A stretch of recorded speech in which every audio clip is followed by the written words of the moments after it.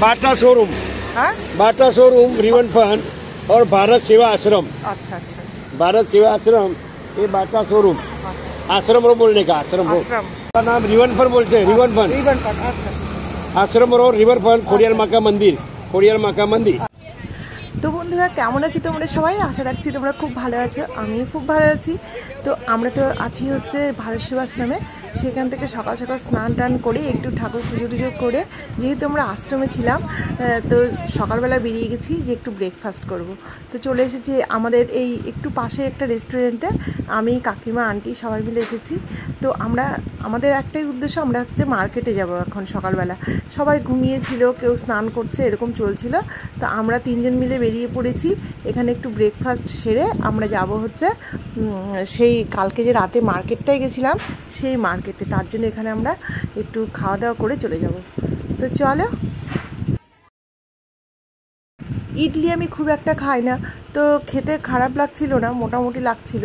যারা খুব ভালোবাসে তারা তো খুব ভালো খায়, তো আমার খুব একটা পছন্দের জিনিস না। তো তাও খেলাম, কারণ কিছুই পাচ্ছিলাম না খাবার মতো সেরকম। তো ওটা খেয়েই দেখো, এটা হচ্ছে সাবরমতী নদী। সাবরমতী নদীর উপর দিয়ে আমরা এখন যাচ্ছি। এই নদীটা পার হয়ে আর একটুখানি গেলেই হচ্ছে সেই মার্কেট। তো আমরা প্রথমে এসেছি ফিশ মার্কেটে। তো নানান রকম ফিশ দেখে নিই যে এখানে কী কী ধরনের ফিশ পাওয়া যায়, আমাদের মতো পাওয়া যায় কি না।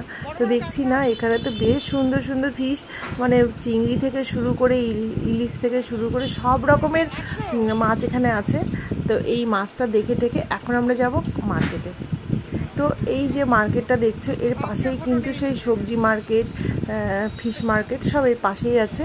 তো আমরা এখন এই মার্কেটটা ঘুরে ঘুরে দেখব। অনেক বড় মার্কেট, হয়তো ঘুরে আমরা পুরোটা শেষ করতে পারবো না।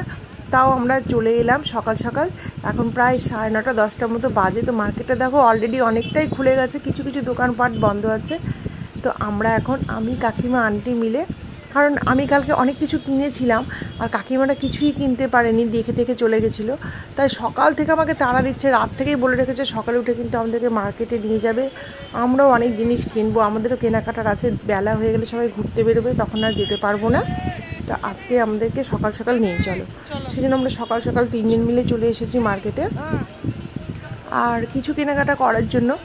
তো কাকিমা নেবে, আন্টি নেবে, অনেক কিছু নেবে। আর এখানে এতটা কম প্রাইসে জিনিস আমাদের ওখানে কখনোই পাওয়া যায় না। বেশ সুন্দর সুন্দর জিনিস। আমি যেটা কম্পেয়ার করে দেখেছি, যেই ব্যাগগুলো আমাদের ওখানে 500-600 টাকা, সেই ব্যাগগুলো এখানে 300 টাকায় পাওয়া যাচ্ছে। তো সেরকম ব্যাপারটা।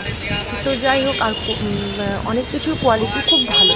তো যাই হোক, এগুলো বাজার টাজার করছি আর ভালো লাগছে এই জায়গাটা। এত মানে কত রকমের যে জিনিস আছে কোনো ঠিক ঠিকানা নেই। সেই টিভি থেকে শুরু করে ড্রেস, নানান রকম খেলনা, তারপরে মেয়েদের ড্রেস, ছেলেদের ড্রেস, সব কিছু পাওয়া যাচ্ছে এখানে।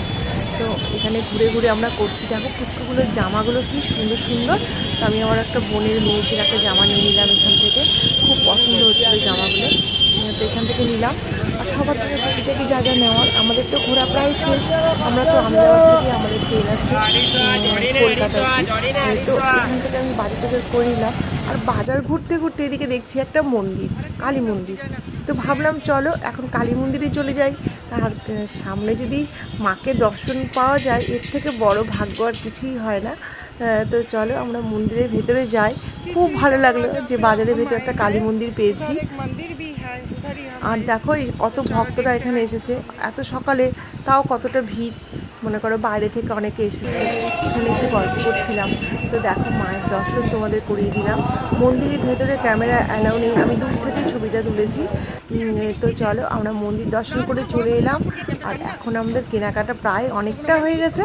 এখন আমরা ঘুরতে ঘুরতে চলে যাব হচ্ছে আবার হচ্ছে ভারত সেবাশ্রম, কারণ সবাই মিলে এখন ঘুরতে বেরোবে। তো চলো বন্ধুরা, টাটা।